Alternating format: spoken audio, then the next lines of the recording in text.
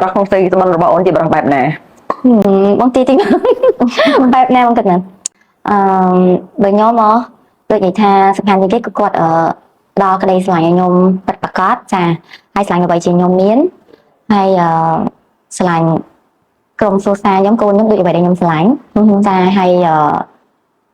មួយទៀតគាត់រៀង sweet ចាហើយស្អាតដែរចាបាទណាឃើញថាបច្ចុប្បន្នភាពនេះឃើញសកម្មភាពរបស់អូនមានហាក់ដូចជាបើនិយាយភាសាអង់គ្លេសគេ active ចា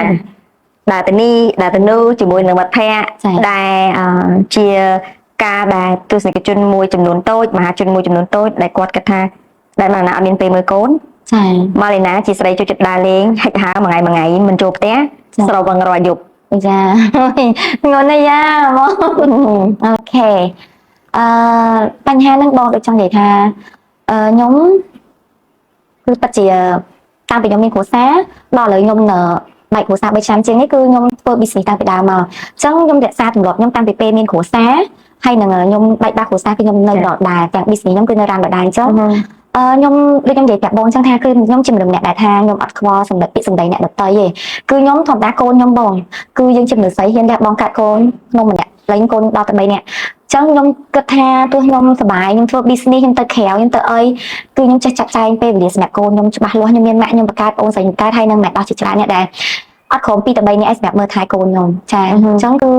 ហើយខ្ញុំមិនអត់មានពេលវេលាសម្រាប់កូនបងខ្ញុំឆ្លាញ់កូនណាអញ្ចឹងគឺខ្ញុំត្រូវចំណាយពេលវេលាសម្រាប់កូនខ្ញុំដូចបងមើលក្នុង social media មួយផ្នែកមួយគឺខ្ញុំមានពេលជាមួយកូនខ្ញុំមួយផ្នែកទៀតគឺខ្ញុំ business ខ្ញុំមួយផ្នែកទៀតជាមួយពូម៉ាក់ខ្ញុំគ្រួសារខ្ញុំអញ្ចឹងខ្ញុំបែងចែកច្បាស់លាស់ខ្ញុំមិនអាចគិតថាអូឥឡូវខ្ញុំមានកូនខ្ញុំគិតថានៅផ្ទះមើលកូនទេចុះអ្នកណាគេចាំកូនខ្ញុំហើយខ្ញុំត្រឡប់ធ្វើ business ហ្នឹងគឺតាំងពីខ្ញុំនៅមានគ្រួសារមិនមែនថាខ្ញុំបែកបាក់បើខ្ញុំចាប់បានទៅធ្វើ business ឲ្យដើរជាងទៅក្រៅហ្នឹងឯងចាព្រោះខ្ញុំមិនមែនជាស្ថាបងនារីខ្លះគាត់ថាមែនទេកាយគាត់នៅក្នុងផ្ទះគាត់ដូចកាយក្រៅផ្ទះដែរប៉ុន្តែខ្ញុំជាមនុស្សស្រីម្នាក់ជាម្ដាយម្នាក់ដែលខ្ញុំធ្វើការងារក្រៅផងក្នុងផ្ទះហងអញ្ចឹងខ្ញុំអាចឈរស្ងៀមនៅក្នុងផ្ទះបានទេបើបងស្រីខ្លះគាត់មានគ្រួសារគាត់គ្រប់គ្រាន់នឹងមើលថែគាត់ជាមួយកូនគាត់ដូចថាស្វាមីគាត់អញ្ចឹងណាចាអត់ឲ្យគាត់ទៅធ្វើការទេព្រោះគាត់គ្រប់គ្រាន់នឹងចិញ្ចឹមកូនគាត់ហើយអញ្ចឹងគាត់ម្ដាយនេះគាត់មានភារកិច្ចមើលតែកូននេះដឹកដល់តែម្ដងចាអញ្ចឹងគាត់អត់ធ្វើ business ប៉ុន្តែសម្រាប់ខ្ញុំផ្សេងចាគឺខ្ញុំធ្វើពីមុខចាអញ្ចឹងបងតែគាត់ជាម្ដាយដូចគ្នាដែលគាត់មាន business ខាងក្រៅផងក្នុងផ្ទះផងគាត់ដឹងថាយើងរវល់បែបម៉េចតែទោះរវល់បែបណាបងកូនយើងមិនអាចភ្លេចបានទេចាំខ្ញុំនិយាយមកថាយើងអាចខ្វល់ពាក្យសម្ដីអ្នកដទៃខ្ញុំឡើងខ្វល់ខ្ញុំអត់ចេញធ្វើ business ទេខ្ញុំខ្លាចគេថាខ្ញុំធ្វើម្ដាយអត់ល្អខ្ញុំគិតតែគេនៅផ្ទះមើលកូនបងកូនខ្ញុំបានអីញ៉ាំកូនខ្ញុំធ្វើការខ្ញុំចាអូនយល់យ៉ាងម៉េចដែរចំពោះទស្សនៈមួយដែលនិយាយថាដែតម៉ាលីណាមហាសែនលងងចង់បានកូនមកវិញក៏ប៉ុន្តែបង្ហាញនៅអាការៈដើរលេងហិចហើរដោយមិនមានទំនួលខុសត្រូវតែចង់បានកូនមកវិញពាក្យនេះពិតជាបងសួរខ្ញុំចំហ្មងបងនិយាយមែនតាអូខេខ្ញុំឆ្លើយដូចគ្នាដូចខ្ញុំនិយាយចឹងគឺខ្ញុំនៅតែអត់ខ្វល់បងអត់ខ្វល់ពាក្យអ្នកដទៃនិយាយថាឥឡូវចេះបើខ្ញុំស្រឡាញ់ខ្លួនឯងតែបងដូចបងនិយាយថាខ្ញុំជាមនុស្សដើរលេងទេដើរលេងទៅក្រៅសូគ្រប់បែបណាព្រោះខ្ញុំនិយាយមកថាខ្ញុំរក business online ហើយខ្ញុំត្រូវការខ្ញុំនិយាយថាខ្ញុំក៏មានបងខ្លះ fan ខ្ញុំដែរតិចតួចអញ្ចឹងខ្ញុំត្រូវការសូគាត់ត្រូវការដឹងថាខ្ញុំធ្វើអីបងមិនមែនយើងទៅក្រៅយើងថតវីដេអូសូហ្នឹងយើងអត់ថតទេចុះបើយើងទៅក្រៅយើងញ៉ាំអីហ្មងមិនថតមុនញ៉ាំម្ហូបយើងត្រូវថតម្ហូបមុននៃអ្វីដែលយើងញ៉ាំអញ្ចឹងយើងអត់ចង់និយាយថាមិនមែនដូចអ្នកខ្លះគាត់អត់ត្រូវការធ្វើបែបហ្នឹងតែខ្ញុំត្រូវការធ្វើបែបហ្នឹងដើម្បីយើងហៅថាគឺជាការងាររបស់យើងតែម្ដងព្រោះដើម្បីយើងលក់ផលិតផលហើយនឹងខ្ញុំដើម្បី fan របស់ខ្ញុំគឺដឹងថាខ្ញុំធ្វើបែបម៉េចអញ្ចឹងគឺខ្ញុំនៅតែបន្តនិយាយថាគឺនេះគឺជាការងារតបខ្លួនរបស់ខ្ញុំគឺអត់មានប៉ះពាល់ដល់កូននេះហើយបើសិនជាខ្ញុំអត់ស្រឡាញ់កូននិយាយចេះចោះគឺខ្ញុំយកកូនមកដើម្បីអីបងកូនមួយថ្ងៃខ្ញុំជាអ្នកចាំខ្លួនឯងផ្ទាល់អត់មានអ្នកណាគេ support ទេអញ្ចឹងខ្ញុំអត់ខ្វល់ពីកូនខ្ញុំតែខ្ញុំមានសង្សារដូចខ្ញុំនិយាយទៅការប្តីថ្មីហ្មងនិយាយចេះមិនល្អជាងយកកូនមកនាំទៅដៃទៅជើងហ្មងកូនដល់ទៅ3អត់ងាយស្រួលទេដែលយើងចិញ្ចឹមកូនផងធ្វើការផងអត់ស្រួលទេបងអញ្ចឹងអ្នកដែលខ្ញុំនៅតែឈរគោលការណ៍មួយថាអ្នកដទៃមកខ្ញុំបែបម៉េចខ្ញុំអត់ខ្វល់ប៉ុន្តែខ្ញុំធ្វើខ្លួនឯងឲ្យខ្ញុំសប្បាយចិត្ត success ជាមួយនឹងកូនខ្ញុំមានស្នាមញញឹមកូនគ្រួសារខ្ញុំមានស្នាមញញឹមអរគុណច្រើននៅសំណួរហើយជាចម្លើយពិតប្រាកដរបស់ម៉ាលីណាដែលឆ្លើយមកក្នុងកម្មវិធីមកចុះចំណែកពាក្យមួយដែលគេនិយាយថាដែតម៉ាលីណាដណ្ដើមគ្នាយកកូនដោយសារចង់ឈ្នះចាញ់មិនជាក្តីស្រឡាញ់អត់ទេបងខ្ញុំបើសិនសម្រាប់ខ្ញុំវិញបងខ្ញុំស្រឡាញ់កូនខ្ញុំខ្លាំងណាស់ហើយខ្ញុំតែមានគោលការណ៍ពាក្យថាមិនមែនតែសម្រាប់តែខ្ញុំទេកូនដូចថាពេលបែកបាក់គ្នាកូនវាមិនអាចដូរឪពុកម្ដាយបានទេតែ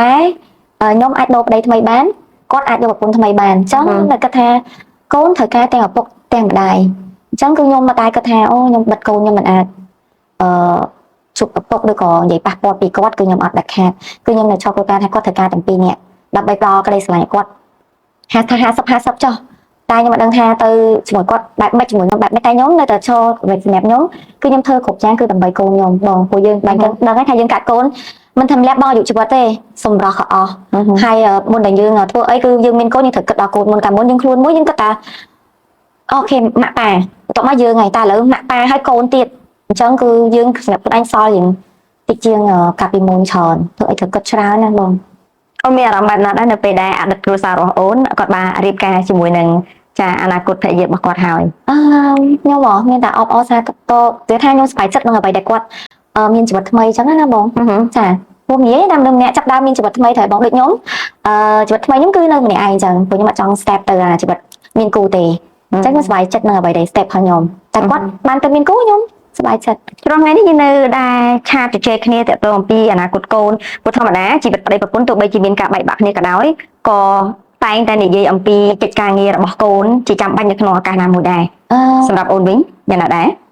សម្រាប់ខ្ញុំបើសម្រាប់ខ្ញុំគឺខ្ញុំអត់និយាយមួយគាត់ផងចាអ្វីដែលខ្ញុំនិយាយនឹងកូនគឺមានបុគ្គលិកគាត់និយាយជាមួយគាត់ចាដោយសារខ្ញុំមួយកូនខ្ញុំកូនស្រីពៅជាមួយកូនប្រុសបងធំហ្នឹងគឺខ្ញុំបែកគាត់ឥឡូវជិត1ឆ្នាំហើយគឺអត់ទាន់បានជួបសោះចាសម្បីតែខបានម្ដងគាត់ពេលតែកូនប្រុសខ្ញុំកដាលនៅគាត់យកទៅលេងហ្នឹងកូនប្រុសខ្ញុំដូចខមកចាគឺយើងមានបានការជជែកចរចាគ្នាទាក់ទងអំពីកូនត្រូវជាកម្មសិទ្ធិរបស់អ្នកណាមួយជាចាំបាច់ឬក៏បែងចែកពេលវេលាណាមួយសម្រាប់ឪពុកម្ដាយនៅក្នុងការដែលត្រូវយកកូនដើរលេងឬក៏អីអញ្ចឹងធម្មតាគឺក្នុងផ្លូវច្បាប់ពេលដែលយើងលេងណាគាត់សាលាការផ្លូវច្បាប់គាត់មានកំណត់ហើយថាកូនថ្ងៃសៅរ៍ទឹកនៅជាមួយប៉ាអញ្ចឹងទៅខ្ញុំច័ន្ទសុកអញ្ចឹងណាប៉ុន្តែដូចខ្ញុំនិយាយអញ្ចឹងថាសំខាន់ថាយើងជាឪពុកម្ដាយហ្នឹងយើងគ្រប់អ្វីដែលតាមសាលាការឬផ្លូវច្បាប់ហ្នឹងគាត់គ្រប់អត់ហើយមួយទៀតយើងគ្រប់តាម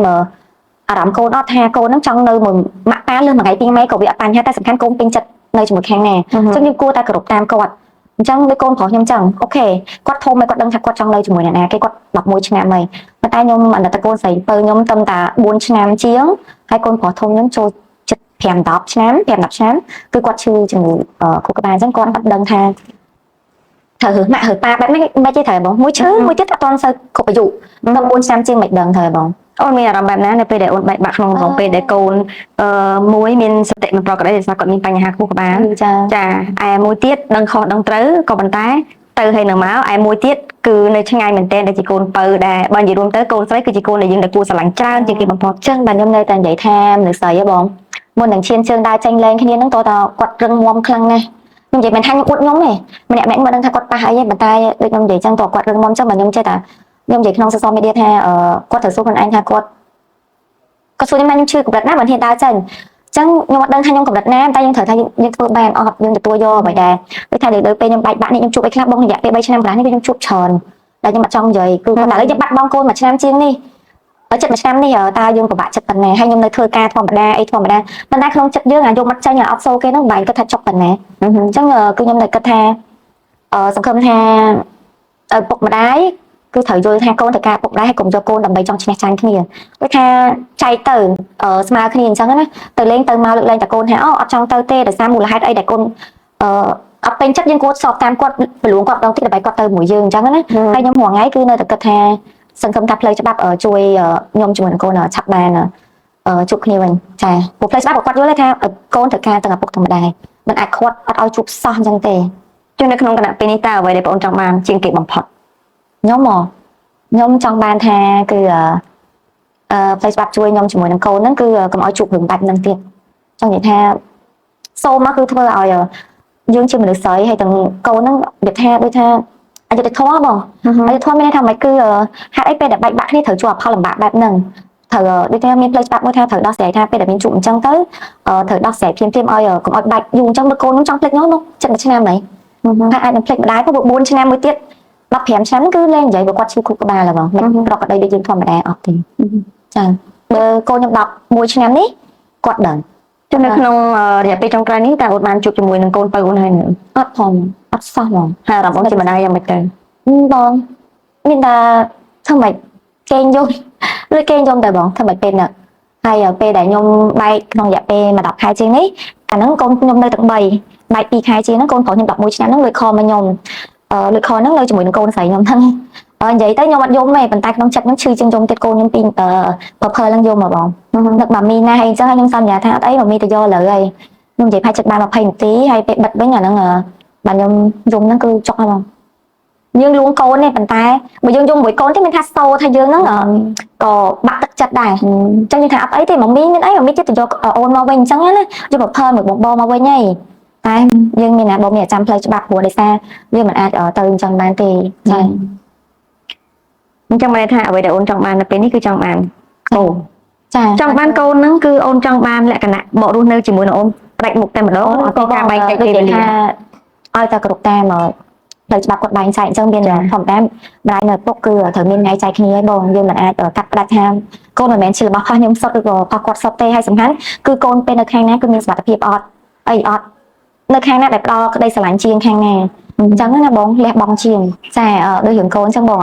ខ្ញុំមិនអាចថាចង់បានកូនមកខ្ញុំផ្ដាច់មុខព្រោះកូនមិនជារបស់ហើយអញ្ចឹងគឺកូនគាត់ត្រូវការដូចនិយាយអញ្ចឹងត្រូវការទៅឪពុកទាំងដែរអញ្ចឹងយើងត្រូវគិតថាសួរគាត់ថាគាត់ចង់នៅជាមួយដែរឬឪពុកហើយត្រូវគ្រប់តាមផ្លូវច្បាប់តែគាត់ចាត់ចែងឲ្យថាឪពុកប្រហែលថ្ងៃមិនអាចប្រហែលថ្ងៃអញ្ចឹងយើងជាឪពុកដែរបើស្រឡាញ់កូនយើងគ្រប់តាមហ្នឹងទៅហើយយើងគួរយកគ្នាថាបើសិនថ្ងៃហ្នឹងដូចថាកូនគាត់មិនសប្បាយចិត្តនឹងទៅទេ